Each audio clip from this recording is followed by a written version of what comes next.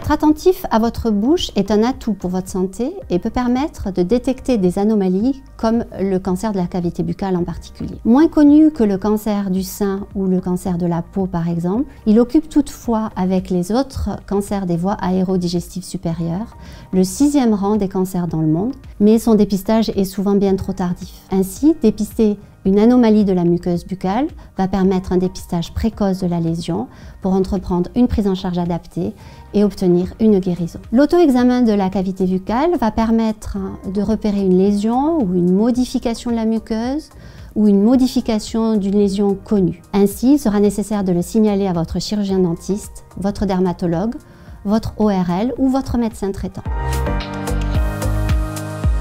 Une attention particulière devra être apportée à toute modification d'aspect de la muqueuse, que ce soit une modification de sa couleur, de son relief, une modification d'aspect d'une lésion connue, modification de sa teinte, augmentation de sa taille, des douleurs associées ou un saignement. Tout ceci devra être relevé et signalé à votre chirurgien dentiste traitant ou à votre médecin traitant. Cet auto-examen devra se faire bien sûr après s'être lavé les mains, après le brossage des dents et de la langue, et il devra être répété régulièrement. Bien sûr, cela ne remplace pas les visites chez votre chirurgien dentiste traitant. L'auto-examen de la cavité buccale regroupe un certain nombre de gestes très simples et faciles à mettre en œuvre. Pour cela, vous aurez besoin d'un miroir mural, par exemple le miroir de votre salle de bain avec un éclairage adapté, un miroir de poche, 2 petites cuillères à café et éventuellement une compresse ou un mouchoir en papier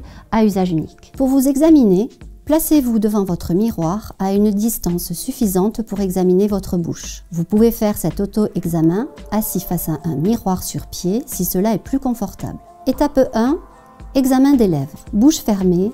Regardez vos lèvres et leur pourtour. Examinez les commissures, c'est-à-dire la zone de jonction entre les lèvres, d'un côté puis de l'autre. Avec pouce et index, soulevez les lèvres pour visualiser la partie interne de la lèvre supérieure et inférieure. Puis, effectuez une palpation de toute la zone labiale supérieure et inférieure.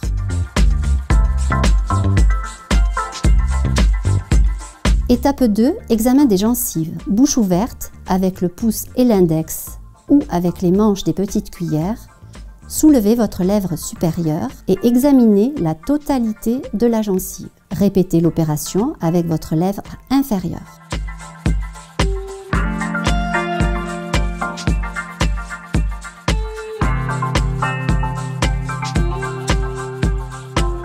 Puis, effectuez une palpation avec votre index de toute la surface de la gencive, en haut, puis en bas.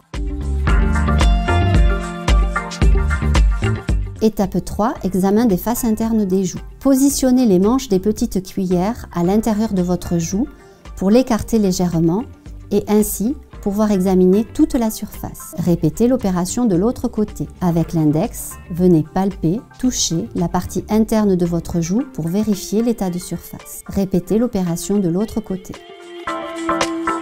Étape 4, examen de la langue. La langue s'examine sur 3 faces. En tirant la langue à l'extérieur de votre bouche, vous observez la face dorsale. En soulevant la pointe de la langue en direction du palais, vous observerez la face ventrale. Enfin, en basculant la pointe de la langue d'un côté puis de l'autre, vous examinez les parties latérales.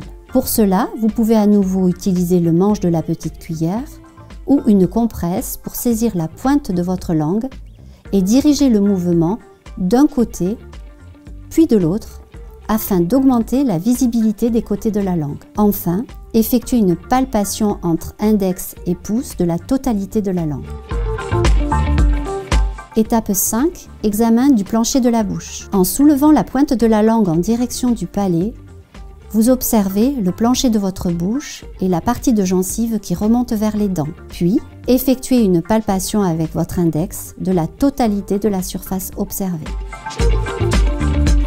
Étape 6 et dernière étape, l'examen du palais. Pour faciliter la visualisation du palais, ouvrez la bouche et placez-y un petit miroir de poche à l'intérieur en le maintenant fermement avec votre main pour pouvoir visualiser le reflet du palais du petit miroir dans le grand miroir. L'examen se termine ainsi encore par une palpation de toute la surface du palais. Si vous détectez quelque chose, pas de panique, beaucoup de lésions sont banales.